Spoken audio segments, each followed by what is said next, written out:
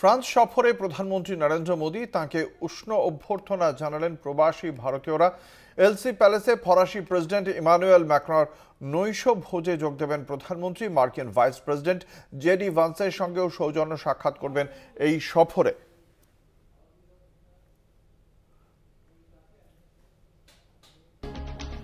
প্রধানমন্ত্রী নরেন্দ্র মোদী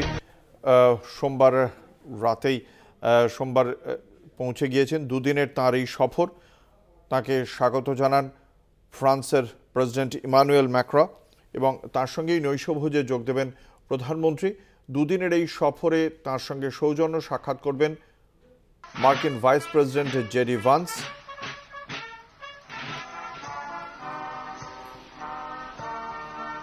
প্যারিসে যে এআই আর্টিফিশিয়াল ইন্টেলিজেন্স সংক্রান্ত যে শীর্ষ সম্মেলন রয়েছে, সেই শীর্ষ সম্মেলনে যোগ দিতেই প্রধানমন্ত্রী নরেন্দ্র মোদীর এই ফ্রান্স সফর।